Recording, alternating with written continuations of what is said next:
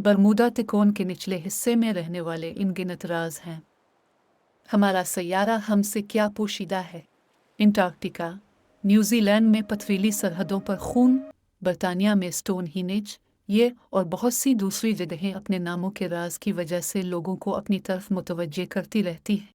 लेकिन एक ख़ास जगह है जो खौफनाक और नाकाबिले फ़हम पुल है। 300 जहाज़ लापता हो गए, 75 तैयारे कभी नहीं मिले। अब ठीक कहते हैं ये सब बरमूदा ट्रायंगल के बारे में है, जो फ़ख्र के साथ एक और को लेकर जा रहा है।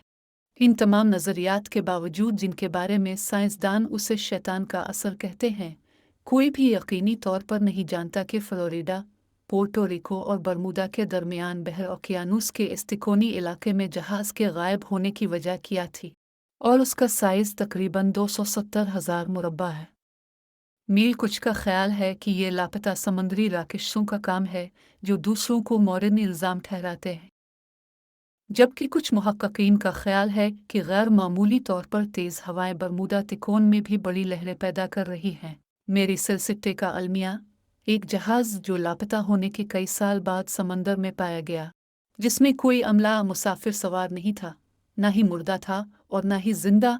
बहुत से लोग एक मुम्मा समझते हैं, एक मसलस में फंस गया है। इस इलाके में बहरी जहाज़ों के गायब होने की एक मरूफ मिसाल USS साइक्लोपस थी, जो कि 4 मार्च 1918 को 309 अफराद के अमले के साथ एक अमरीकी स्टीमशिप थी। जब ये अमरीकी बेड़े में ईंधन भरने के लिए बरमूदा ट्रायंगल में दाखिल हुआ तो ये गायब हो गया। पुरसुकून दिन और अब तक कोई मलबा नहीं है। 5 टारपीडो बम्बार और एक उड़ने वाली कश्ती 1945 में, एक कार्गो जहाज़ नक्शुतर 1943 में, एक मालबरदार जहाज़ एल फारो 2015 में, ये सब और बहुत से गहरे पानियों में गुम हो चुके हैं। शैतानी मसलस इस इलाके की बदनाम ज़माना शोहरत की वजह से बहुत ज़्यादा लोगों ने इसका दौरा नहीं किया।